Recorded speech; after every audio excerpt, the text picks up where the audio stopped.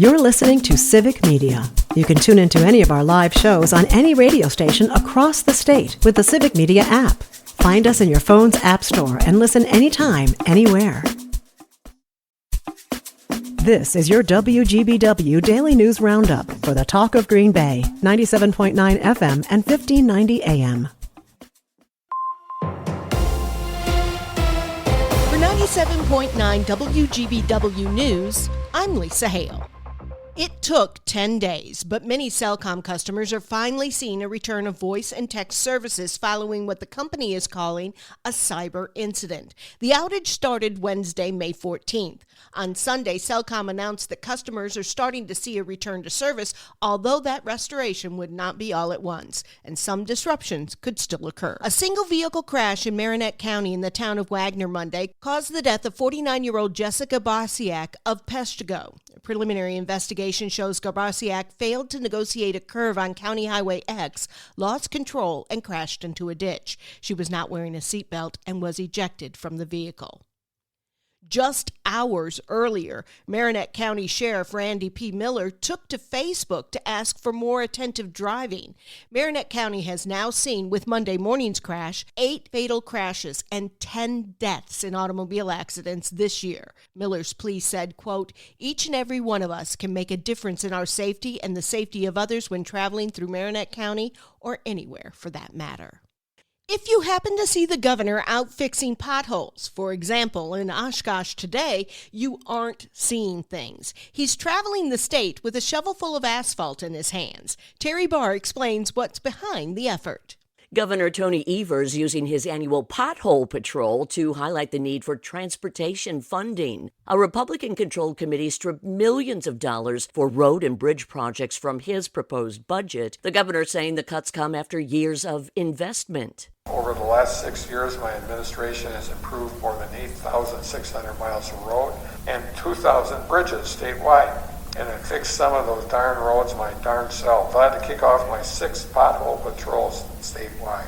And along with potholes, the governor says there are more than 300 construction projects that just won't happen if the money is kept out of the budget. One example of the cuts, the governor's $50 million proposal to fix more rural roads to keep farmers and other drivers safe. This is one of the projects cut almost entirely from the budget. A plan for more power in the state got an okay. Stuart J. Waddles has more from southeastern Wisconsin. Oak Creek and Kenosha County are set to become home to 2 new natural gas power plants from We Energies. It follows unanimous approval from the Public Service Commission of Wisconsin. The utility says the projects, which will break ground this year, are part of a broader plan to replace aging plants and invest in cleaner energy sources. We Energies claims the Oak Creek plant will significantly cut carbon emissions, but critics from environmental groups say the decision locks Wisconsin into decades of fossil fuel use. The addition is expected to help feed power into Microsoft's Racine County data center. Wisconsin Governor Tony Evers shared a letter he sent to the Trump administration in an effort to protect the state's forest and forestry industry. Brittany Merlot tells us more. The forestry products industry helps support around 126,000 jobs and contributes an estimated $42 billion to the state's economy. Wisconsin ranks first in paper production among all 50 states and exports over $850 million worth of paper products every year. The letter urges cooperation and protection for federal forestry programs. May is Mental Health Awareness Month. Melissa Kay has that story. The latest report from the Wisconsin Office of Children's Mental Health shows a spike in the number of young people who are struggling. Over the past 10 years, the numbers have increased dramatically. Rates of anxiety, depression, self-harm, and suicidal thoughts went up across the board. However, girls saw an overall higher increase. According to the data, Wisconsin boys are 2 to 4 times more likely to die by suicide than girls. Factors like rising food insecurity, lack of sleep, and feeling like they don't belong at their school play a significant role in mental health. These factors are worse for LGBTQ+ students and students of color. 2 garbage trucks in Madison have a brand new look, and as Savannah Tomei Olson explains, it's all thanks to a toddler. 4-year-old Fred sent a letter to the mayor's office asking for a different color trash truck to collect garbage in his neighborhood. He even said, quote, "I would prefer a purple trash truck or a rainbow-colored trash truck. I love the blue one, but a new color would be exciting too." Well, the mayor's office got with the streets division and they decided to try something. They had local artists create pieces for the sides of the collection trucks. Officials unveiled the two works that are now on the trucks. One is of the Madison skyline. The other is of a turkey exploring a Madison neighborhood. The pieces will stay there on those two trucks, and they're currently on duty. There are even coloring pages of the works of art available for parents to print. Kids can make their own masterpieces and send them to the streets division. For Civic Media News, I'm Savannah Tomei Olson. Well, National Mailbox Improvement Week was actually last week. Joanne Cruletz tells us what we can do to spruce up our mailboxes right now. The U.S. Postal Service is encouraging customers to inspect, maintain, and upgrade their mailboxes to help ensure safe, secure, and efficient mail delivery.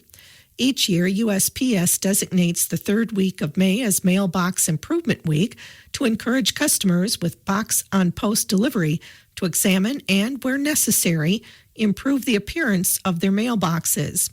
The Postal Service annually calls attention to Mailbox Awareness Week because of the wear and tear that occurs to mailboxes throughout the year. Some of the typical activities homeowners may need to do include replacing loose hinges on a mailbox door, repainting a mailbox that may have rusted or has started to peel, remounting a loosened mailbox post, replacing or adding house numbers, and keeping security top of mind. Tips to secure your mailbox include promptly pick up your mail, try not to leave letters and packages in your mailbox or at your door for any length of time, and report mailbox vandalism. If you see someone actively tampering with a mailbox, immediately report it to the police. If you know of someone who committed an act of mailbox vandalism, report it to a postal inspector at 1-877-876-2455. I'm Lisa Hale, 97.9 WGBW News. For news anytime, log on to WGBW.FM. The Brewers host the Red Sox. Hi, I'm Mike Clemens with Sports Baseball. Game 2 of the 3-game series tonight at AmFam Field between the Brewers and the Boston Red Sox. Jackson Chourio got things started early yesterday for the Crew. First pitch in the bottom of the first. FanDuel, Wisconsin. Swing and a drive. Deep left center. And a hit. Welcome to Memorial Day.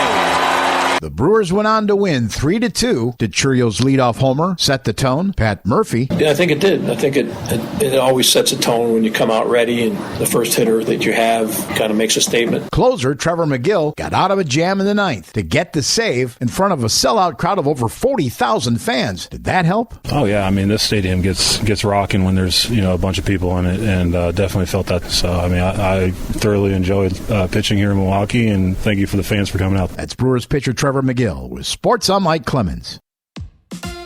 On your entertainment beat, I'm Pete Schwaba. Miley Cyrus appeared on the Zane Lowe Show recently and shared a New Year's Eve nightmare. She was hosting New Year's Rockin' Eve with her godmother, Dolly Parton, when she had an ovarian cyst rupture. The 32-year-old singer said she continued hosting the show despite the medical emergency and intense pain, and they say Disney kids are soft. Cyrus is releasing her latest album, Something Beautiful, on May 30th. Former Bond girl Denise Richards is pushing for her husband to have the coolest side hustle ever. The Wild Things star is adding her husband Aaron into the conversation of who should be the next James Bond. Her husband says he would do it, and it would be no problem. There's just one problem. He's not an actor. He's a health guru. Richards played Bond girl Dr. Christmas Jones alongside Pierce Brosnan's Bond in the 1999 action thriller The World Is Not Enough. There were recent rumors about John Krasinski's nose job, which the actor denied. Krasinski did, however, confirm one rumor, and that is that if The Office has a spinoff, he is in for a cameo appearance. Krasinski played Jim Halpert for all 9 seasons of the hit NBC show. FYI, plastic surgeons have dismissed the idea that Krasinski changed his nose and suggested it looks smaller due to lighting, aging, or weight fluctuations. Sure. In a related story, Rainn Wilson, who played Dwight on the show, openly admitted to having his forehead reduced. Finding your groove after divorce has to be difficult. For Jessica Simpson, she tried to get it back last week on American Idol, singing for the first time on TV in about 15 years, and it did not go well. And now says she's not opposed to getting back into acting. Not sure if she could top her performance as Daisy Duke. It's nice to have choices, though. Do I revive my career as a mediocre singer or a mediocre actor? Here's one of Pete's picks. If you're looking for a good police procedural, check out Line of Duty. Season 1 starts with a police sergeant who refuses to be part of a cover-up and joins an anti-corruption police task force. Just started watching it, but I am digging it due to good writing and really solid British acting, including actors Lenny James, Kelly MacDonald, Martin Compston, and Stephen Graham. The BBC show is available to stream on several different platforms, including Hulu, Prime, and Peacock. The Cannes Film Festival gets the best of the best films every year, so it's no surprise that many films have received serious buzz post-festival. According to the Daily Beast, the best film to come out of this year's event is the comedy drama Sentimental Value. The film stars the great Stellan Skarsgård and Elle Fanning and is being called a story about family memories and the healing powers of art. Sentimental Value is directed by Norwegian filmmaker Joachim Trier, and it's one to keep an eye on. For more showbiz fun, tune into Nightlight with me, Pete Schwaba, weeknights from 6 to 8 p.m. on the Civic Media Radio Network. It is going to be mostly cloudy today with a slight chance of an isolated shower later this afternoon. Our high right around 70 with wind out of the northeast at 5 to 15. Tonight, a few showers, mostly cloudy, low of 52. Tomorrow, cloudy with showers at a high in the low 60s. I'm meteorologist Sean Cable. Outside now, it's 58. That's your WGBW Daily News Roundup from Civic Media. Subscribe to this podcast on Spotify, Apple, or wherever you find your podcasts. Find more news at WGBW.FM. The national news cycle never stops, but it can be hard to find news about your local community. Civic Media is dedicated to providing quality local and state news coverage across Wisconsin. With the Civic Media app, you can get notifications about local stories that matter to you and your community. Find the free Civic Media app in your phone's app store and choose notifications from the menu to tell us what kind of news you want to hear about.